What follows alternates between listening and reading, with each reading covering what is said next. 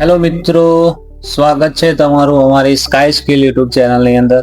મિત્રો, આગળ આપણે જોઈ ગયા એક્સેલના હોમ મેનુની અંદર આપણે શું શું શીખી ગયા. મિત્રો, મેં એક્સેલની અંદર આપણે શું શું શીખી ગયા. હોમ મેનુની અંદર ક્લિપબોર્ડ, ફોન્ટ, અલાઇનમેન્ટ જોઈ લીધું, નંબર જોઈ લીધું એન્ડ સ્ટાઇલ જોઈ લીધું. હવે મિત્રો, આજના વિડીયોમાં આપણે જોવાના છે સેલ એન્ડ થોડુંક એડિટિંગ ઓપ્શન.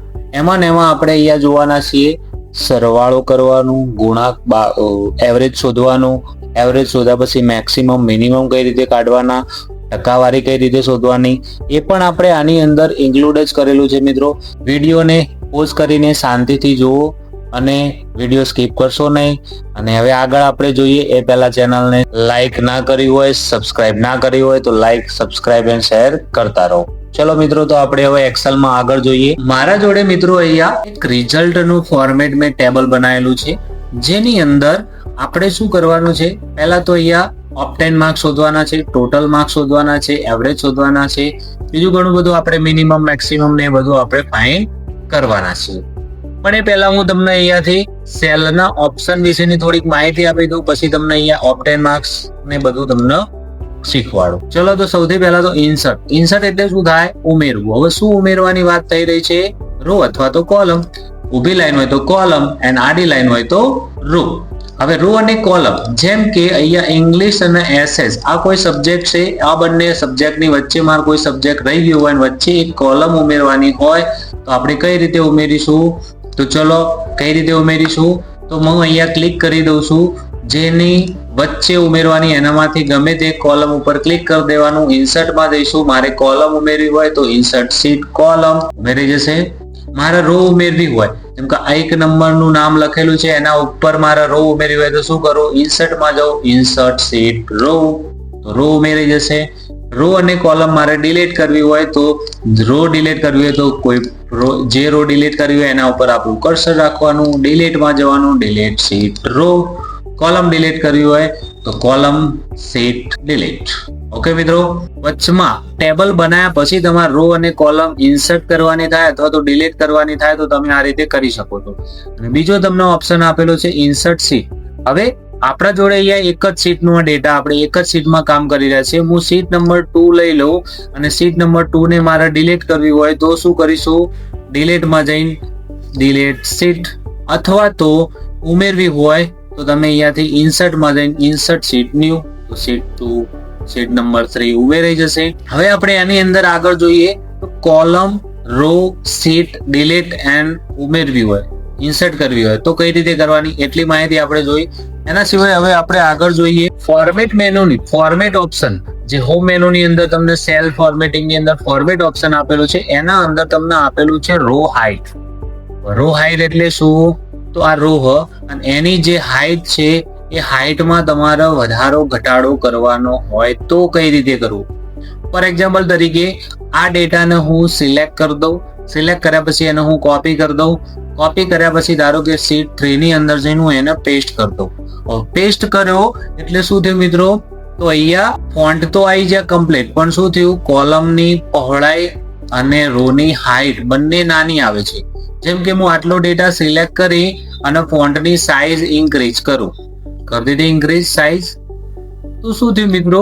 તો અહીંયા લખાણ આપણું સરખું દેખાતું નહીં. હવે આ ટેક્સ્ટનું આપણું વેલ્યુ હોય કે ટેક્સ હોય કે ટાઇટલ હોય એને હું સરખું કરવા જાઉં. મારા જોડે હાલ તો નાનો જ ટેબલ છે, પણ જ્યારે તમારા જોડે કોઈ મોટું ટેબલ હોય અને એને તમારે એડજસ્ટ કરવાનું હોય રો અને કોલમની હાઇટ એન્ડ વિડ્થ ને, તો કઈ રીતે એડજસ્ટ કરવું? એક એક કરવા જશો આ રીતે તો એક એકમાં તો કેટલો બધો ટાઈમ જશે. હવે એવું કરવાનું નથી મિત્રો. શું કરીશું?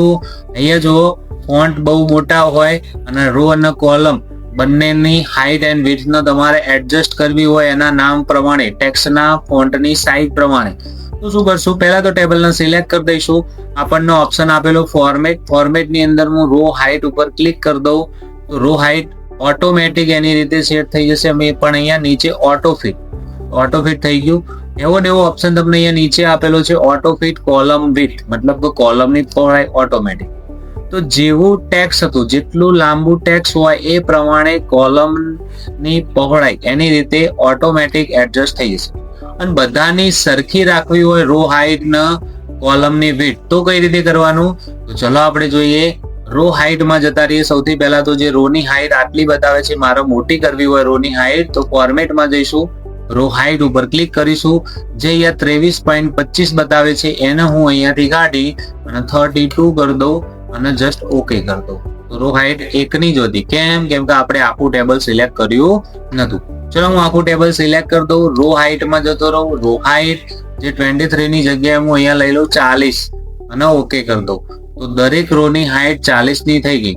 જેટલો મેં ડેટા સિલેક્ટ કર્યો હતો એટલા ડેટા. હવે આપણે આવી જઈએ કોલમની પહોળાઈ ઉપર. તો કોલમ વિડ્થ ઉપર જતા રહીએ. અહીંયા કોઈ કોલમની વિડ્થ આપેલી નથી, પણ હું અહીંયા 15 લઈ લઉં અને ઓકે કરી દઉં. દરેક કોલમની પહોળાઈ સરખી થઈ ગઈ છે મિત્રો. તો ખ્યાલ આવી ગયો મિત્રો. કોલમ અને રો ની હાઈટ એન્ડ વિડ્થ ને તમારે જાતે પણ એડજસ્ટ કરી શકો. ઓટો ફિટ કરી દો. હવે મારે ઓટો ફિટ કરવું હોય તો ઓટો ફિટ થઈ ગયું એના ટેક્સ્ટ ની પહોળાઈ પ્રમાણે.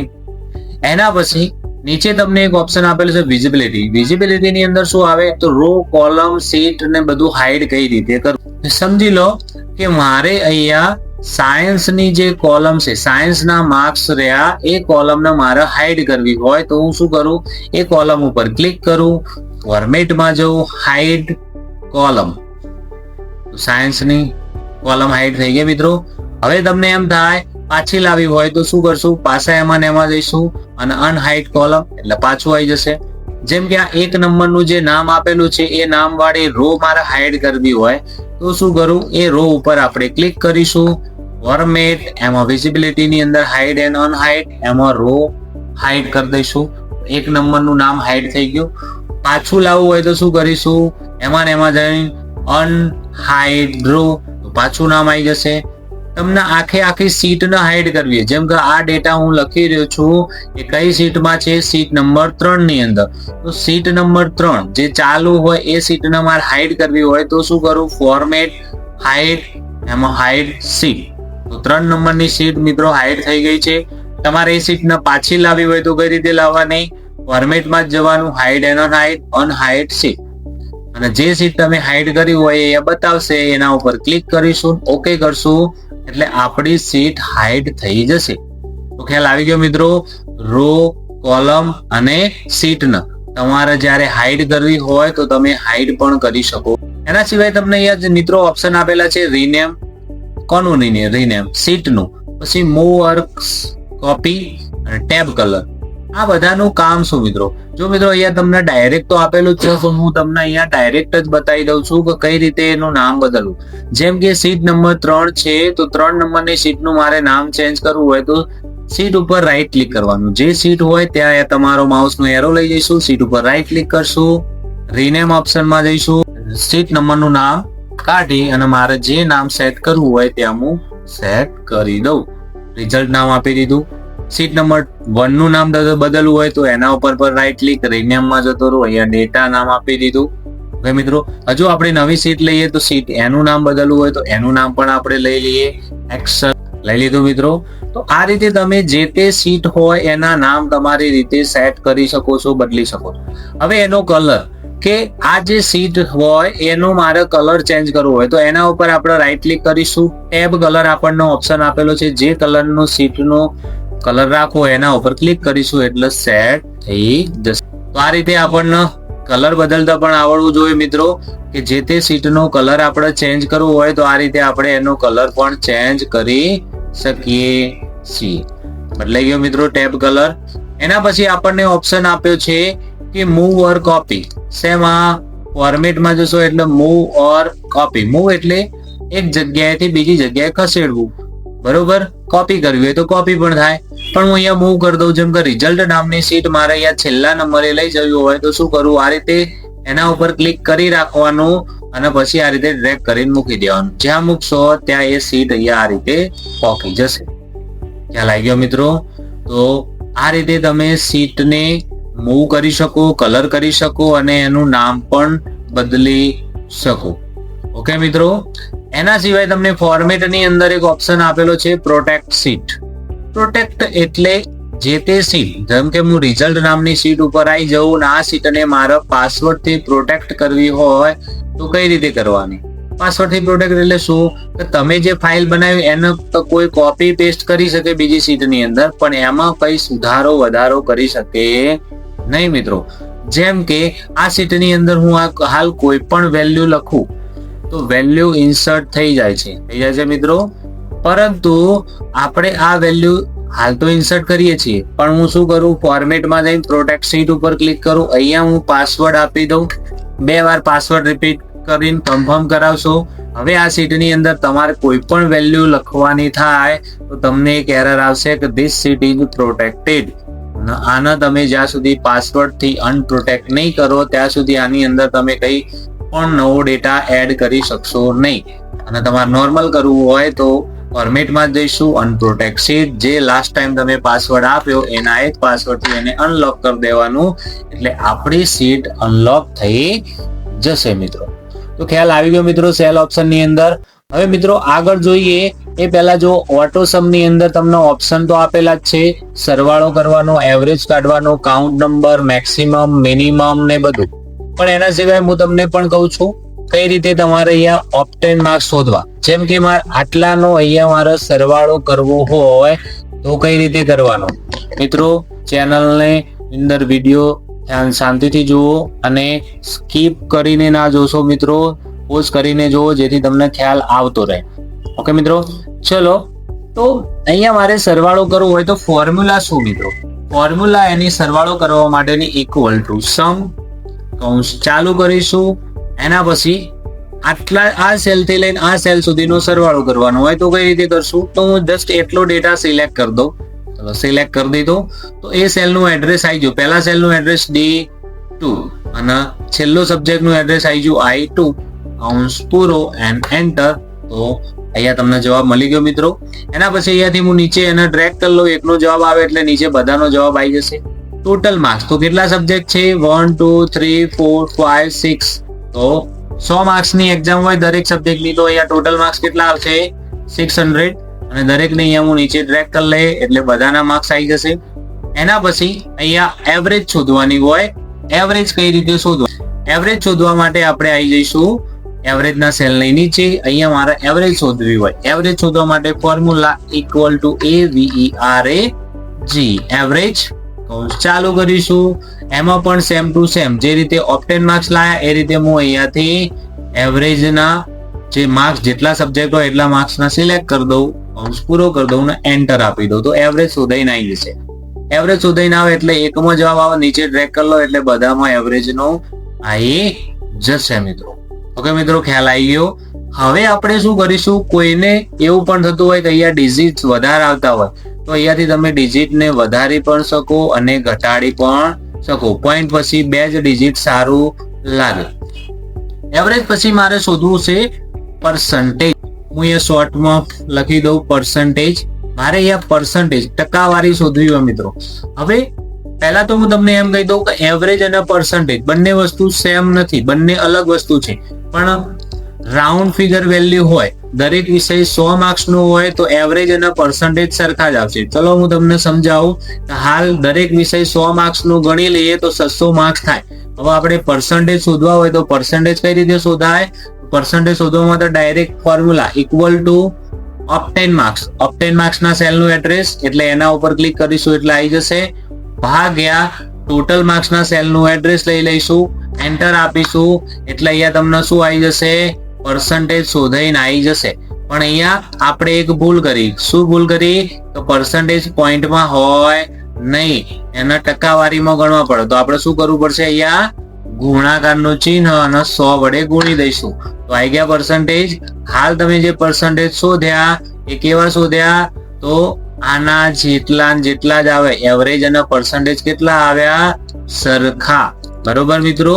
હવે આપણે શું કરીશું, તો બધામાં એવરેજ અને પર્સન્ટેજ સરખા આવે એવા એવું ના થાય એટલા માટે આપણે શું કરવું પડશે, તો એના માટે ફોર્મ્યુલાની અંદર થોડું ખાલી ચેન્જ કરી દઈએ. ફોર્મ્યુલાની અંદર નહીં, સોરી, આપણે જે સબ્જેક્ટના માર્ક્સ છે, જે મેં દરેક વિષયના માર્ક્સ મેં 6 ગણ્યા હતા, 100 ગણ્યા હતા, એને હું કરી લઉં કે દરેક વિષય 110 માર્ક્સ નો હોય તો 6 વિષયના કેટલા થાય, તો 660. જ્યારે કોઈ પણ સબ્જેક્ટ રાઉન્ડ ફિગર કરતા વધારે અથવા ઓછા માર્ક્સનો હોય તો અહીંયા પર્સન્ટેજ અને એવરેજમાં ડિફરન્ટ જોવા મળશે. ખ્યાલ આવી ગયો મિત્રો? અહીંયા 110 માર્ક્સની એક્ઝામ હોય તો એવરેજ અને પર્સન્ટેજ અલગ અલગ જ આવશે, અને 100 માર્ક્સની જશે તો બંને સરખું આવશે. ખ્યાલ આવી ગયો મિત્રો પર્સન્ટેજ શોધવામાં? આશા રાખું છું કે તમને મારો કન્ટેન્ટ ગમતો હશે, અને ગમતો હોય તો મિત્રો ચેનલને લાઈક શેર સબસ્ક્રાઇબ કરવાનું ભૂલશો નહીં, અને હા, વિડીયોને તમારા મિત્રો સાથે પણ શેર કરો, જેથી એ પણ કંઈક એક્સેલમાં નવું શીખે. એક્સેલમાં આપણે સારા સારા કન્ટેન્ટ શીખવાડવાના છે મિત્રો. ચલો તો હવે આપણે જોઈએ. તો હવે મારે શોધવું હોય કે મેક્સિમમ 5 કરું. હું અહીંયા શોર્ટ ફોર્મમાં લખી દઉં મેક્સ એન્ડ મિનિમમ મારે શોધવા. તો મેક્સિમમ માર્ક્સ કેટલા હ અને મિનિમમ માર્ક્સ કેટલા આપેલા. તો મેક્સિમમ અને મિનિમમ માર્ક્સ મારે શોધવા હોય તો એના માટે આપણે શું કરીશું?